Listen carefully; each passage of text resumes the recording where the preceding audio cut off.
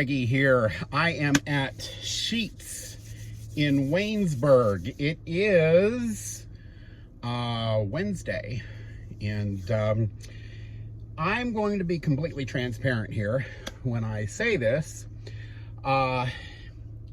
Next year, well, actually I get inducted this year. I have decided to move up in the ranks of Lions, and I am going to be a district governor. So, herein lays the problem. You have to be installed as a district governor, and there's this ceremony and all this other stuff, and it happens at a convention. Well, this convention is in Orlando, Florida. It's in a different place because Lions International is worldwide, so it's in a different place every year, which I will throw up here some of the places it's going to be in the future. Mom has decided that she does not want to go with me to this. She does not want to travel to Orlando, Florida. I am not going to fly. I do not like to fly. I am not going to fly.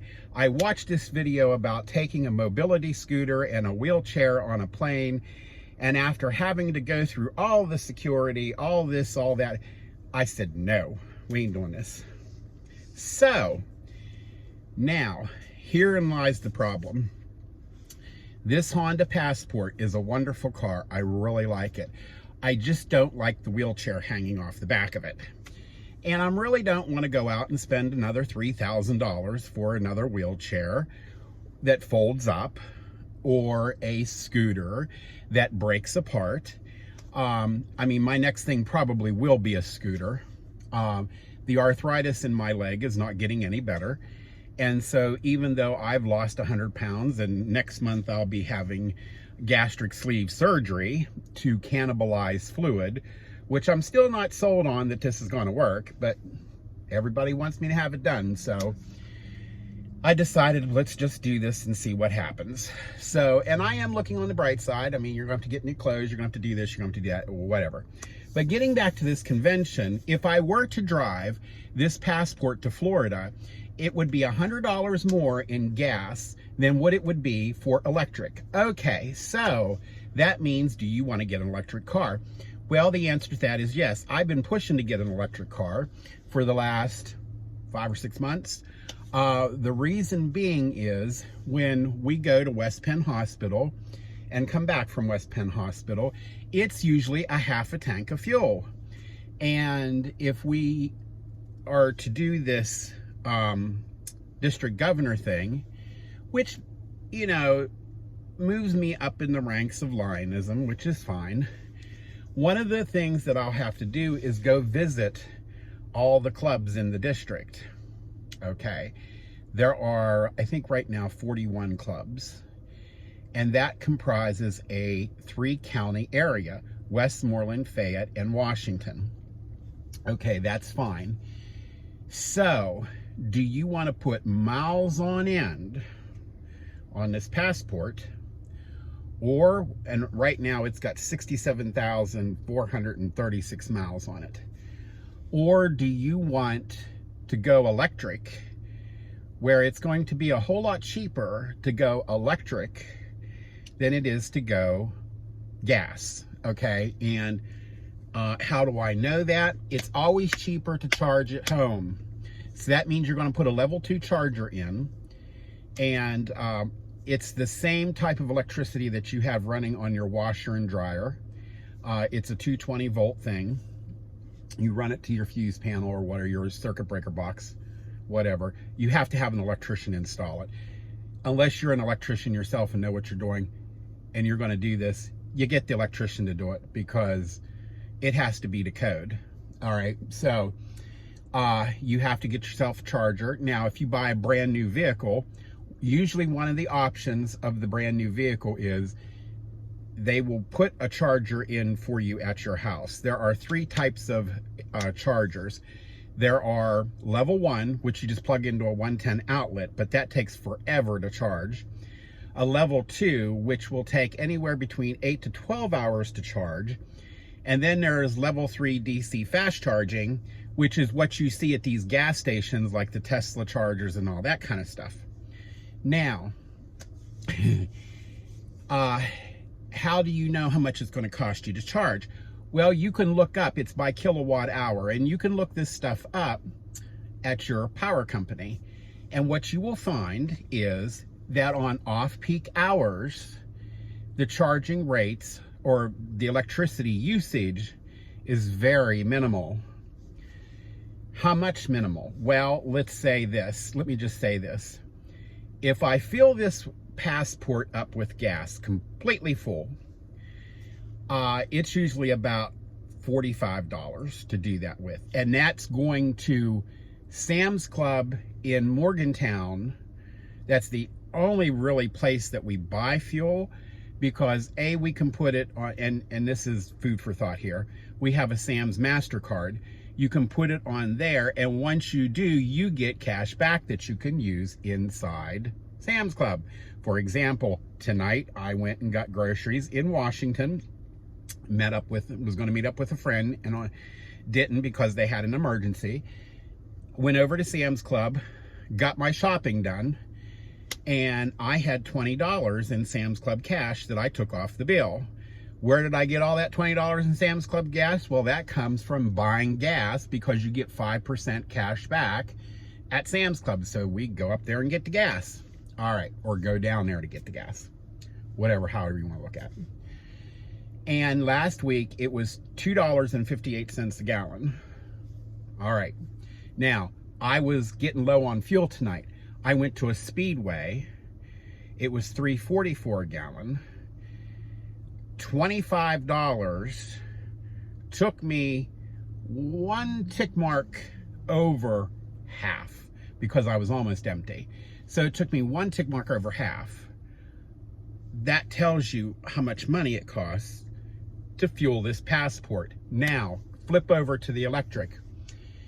Let's go for the same size vehicle. And what I'm looking at right now is a Ford Lightning. Now, how is your mother going to get in this Ford Lightning? Well, that's easy. You're going to have to just put a step stool there. Or if you go to Real Truck, which is ARE truck caps, because we'll have to get a truck cap for it anyway, they make a step that you take the running boards off. You put these running boards on, they're powered, and they go almost all the way to the ground. So it's a lower step than what comes on the Ford Lightning itself. So you take that step off, you put these steps on, and you're good to go. So we could do that, or she could get a step stool, that kind of thing, and get in that way. The reason why Ford Lightning is I need the space. I really don't want to go after another wheelchair. The wheelchair that we have on the back here now was about $3,000. And that was because it was being discontinued. The wheelchair was really $6,000, but it was marked down by half. Now these wheelchairs have come down in price, unless you want a big wheelchair. I have a big wheelchair at home, and I can tell you that wheelchair costs brand new $13,000. Why? It's the motors and the way it's set up to handle a bigger person. Now, we just bought Mom a powered wheelchair off of Amazon, and that wheelchair cost about $700. Okay, so it works out for her. She takes it to the hospital. It folds up. It's in the back of this car right now, because we're going Friday to West Penn for her pain clinic appointment. At any rate, you were not going to be able to get that wheelchair into, say, an Ioniq 5 or an EV6 or a Blazer EV or any of those other ones, because there's no room for it. The seat doesn't fold flat or anything like that. That would mean I would have to dump this wheelchair. Well, I really don't want to dump the wheelchair. I like the wheelchair. So, and it does everything that I want it to do. So if we go to a truck, we can do this. So I would need an F-150 Lightning, but I don't know what kind of cap that I would need for it, because I want it protected out of the elements. I didn't say the word, but because it needs cleaned, because it's out in these elements and it's getting splattered, whatever, with road dirt, tar, you know, all that kind of stuff. And it's constantly getting cleaned, okay? So if you enclose it, you're fine. Now, I do have a cover that I could put over it. That cover is like a wrestling match to get on it, though, because you have to tie it down from the bottom. You have to do this, you have to do that, you have to do that. It's a wreck. It takes about a half an hour to even get the cover on because it's elasticized at the bottom, and you got to do this. It's ridiculous. Just get a lift, stick it in a truck, and go. Now, these trucks they have extended range batteries in them. They get 320 miles before you run out of battery. All right. So this car only gets about 300 miles before it runs out of gas. Okay. Having said all that, if you charge it between the hours of 12 midnight and 6 a.m., which it would be fully charged at 100%, which is not what you want to do, you're looking at about $6 or $7 as opposed to $40 or $50 in fuel. This is like a no-brainer, okay? Now, the thing is, what are the other maintenance costs to this thing? Well, there's none really. I mean, yeah, you have to take it in to be greased, the wheels and stuff like that. There's no moving parts except for the motors that are driving the wheels. You take it to get its battery refreshed, maybe after 100,000 miles, okay? The battery does have a warranty on it of 8 years, 100,000 miles, whichever comes first. And being that we would only be using it for certain things, well, we're not going to get to 100,000 miles overnight. So it just makes sense to do it this way. The other thing is, I just don't like putting this wheelchair on the back of that lift. A couple weeks ago, the lift got nailed. A woman came right across the parking lot at a grocery store, nailed it, and kept on going and about ruined the whole lift. And the wheelchair was on it when she nailed it. I was able to get the wheelchair off, but then as the lift was going back up, to fold back up, it lost itself and went and crashed to the ground. Well, here we come and find out there were bolts that were broke. There were bolts that were bent in that small space in the bottom.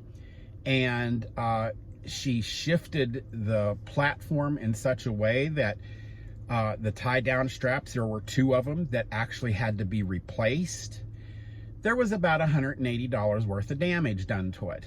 This woman hit it and ran.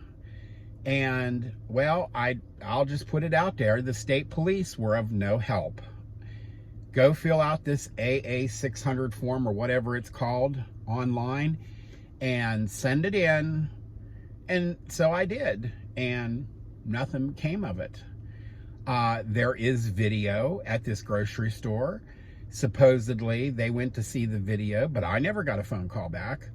So, you know, so all my police friends that are out there, I guess, is this a normal thing or what? Because it didn't make me too excited. I'm the one that had to pay the $180.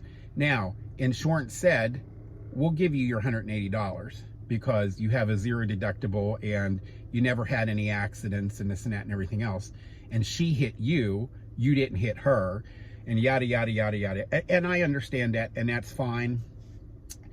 But that's the ridiculousness that we have going on in this county and amidst everything else. But again, to stop rambling, so that's what I'm doing right now. I'm looking at vehicles and I'm thinking about the F-150 Lightning. What will happen is we'll have to get a cap. The wheelchair is 48 inches tall. Now, I just went down to Washington and I took the tape measure with me, and I looked at a F-250 and an F-150 Tremor. I didn't see any Lightnings, but I measured the height of the bed inside, and it's 21.5 inches. They both were the same. So I'm thinking that the Ford Lightning is the same thing. So if it is, which I will nail that down to find out, or if someone knows, they can tell me. At any rate, we'll have to get a cap for the difference. So, 21.5 inches, we're looking at about 27 inches high this cap will have to be. So because the seat will go fold, but it doesn't fold flat. It will fold at an angle. And so the lift won't be a Harmar lift. You have to get, from Creative Controls Incorporated, you have to get what's called an Armstrong lift. And they have these in Pittsburgh, and they will install it for you. It has its own independent battery, from what I understand.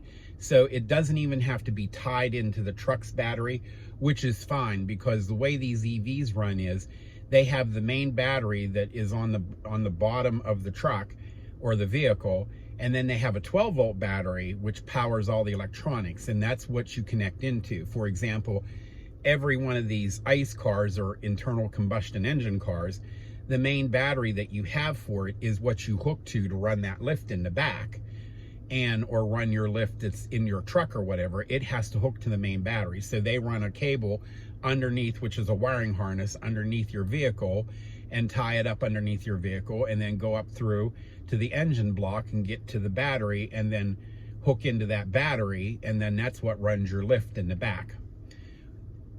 This one has an independent battery on its own, so it's not dragging your EV down. So that's good about that. But this thing will pick up the wheelchair, swing it out over past the tailgate, and drop it down easily through its own strap or whatever. It'll lower it down to the ground. That's what's going to have to happen. So I would feel better with that anyway, because then I don't have to worry about going halfway down to Florida and someone nailing me in the back end and this thing go flying, or I hit a bump or something, which I've already done that too. I've hit a dip and didn't see this dip, and it actually break the swing away, and then you were in trouble because the wheelchair is hanging off the back end and you're stranded. It's better if this thing just goes into something.